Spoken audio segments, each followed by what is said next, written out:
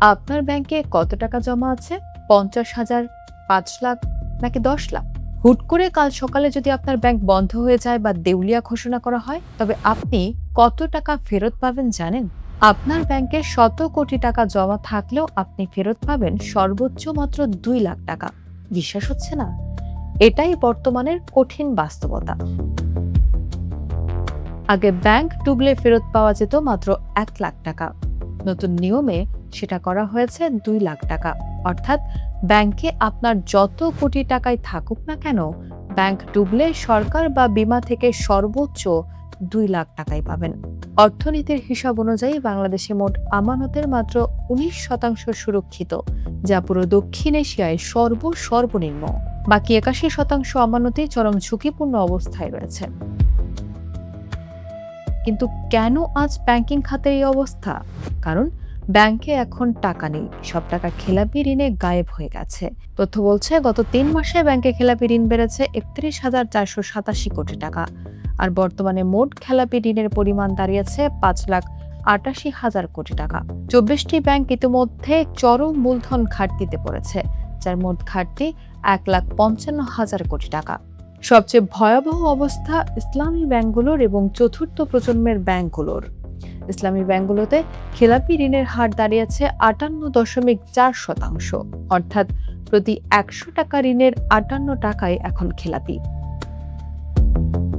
মার্চের ২০২৬-এ তাদের ঋণ ও আমানতের অনুপাত ছিল ১২০.৩%। এর মানে হলো ব্যাংকগুলো ১০০ টাকা আমানত সংগ্রহ করে ১২০ টাকা ঋণ দিয়েছে। এই বাড়তি টাকা তারা বাংলাদেশ ব্যাংক থেকে ধার করে এনে আবারও ঋণ খেলাপিদের হাতে তুলে দিয়েছে। উদাহরণ হিসাবে ইসলামী ব্যাংকের কথাই ধরুন।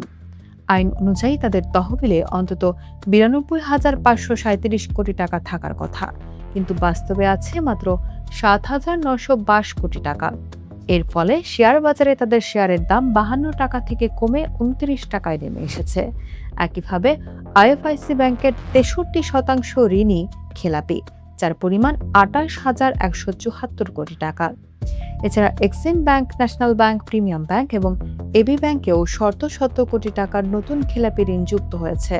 এমনকি রাষ্ট্রায়ত্ত জনতা, অগ্রণী, রূপালী ব্যাংক সহ ১৮টি বেসরকারি ব্যাংক মারাত্মক পুঁজি ঘাটতিতে হাবুডুবু খাচ্ছে।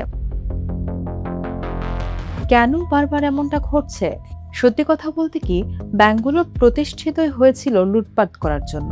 ৪৩টি প্রভাবশালী পরিবারকে ব্যাংকের লাইসেন্স দেওয়া হয়েছে, যাতে তারা জনগণের কাছ থেকে টাকা সংগ্রহ করে নিজেদের ব্যবসায় খাটাতে পারে।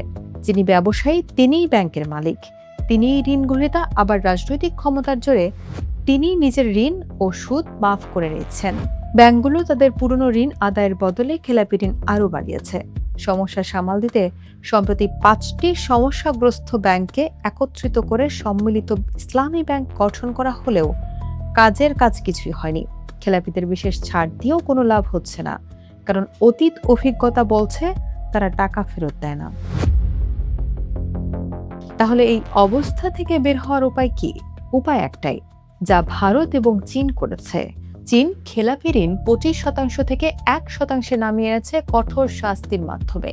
চীনের সবচেয়ে বড় ব্যাংকিং প্রতিষ্ঠানের চেয়ারম্যান লাই শাওমিনকে ঘুষ নিয়ে ঋণ দেওয়ার অপরাধে ফাঁসি দেওয়া হয়েছে। হাজার দুর্নীতিবাজ ব্যাংকার সেখানে জেলে কিংবা ফাঁসির কাষ্ঠে। আর ভারত খেলাপি ব্যবসায়ীদের কাছ থেকে ব্যাংক কেড়ে নিয়ে জাতীয়করণ করেছে। বাংলাদেশেও দুর্নীতিবাজদের রাষ্ট্রীয়ভাবে প্রশ্রয় দেওয়া বন্ধ করতে হবে। রাজনৈতিক প্রভাব থেকে ব্যাংকিং খাতকে বের করে পেশাদার ব্যাংকারদের হাতে দায়িত্ব তুলে দিতে হবে। তবে আসার কথা হলো, সব ব্যাংক কিন্তু ঝুঁকিতে নেই। দেশে এখনো ২৬টি ব্যাংক নিরাপদ পুঁজি ধরে রেখে শক্ত অবস্থানে রয়েছে। সরকার যদি কঠোর হাতে আইন প্রয়োগ করে এবং জবাবদিহিতা নিশ্চিত করে, তবে আপনার আমার কষ্টার্জিত আমানত সুরক্ষিত থাকবে।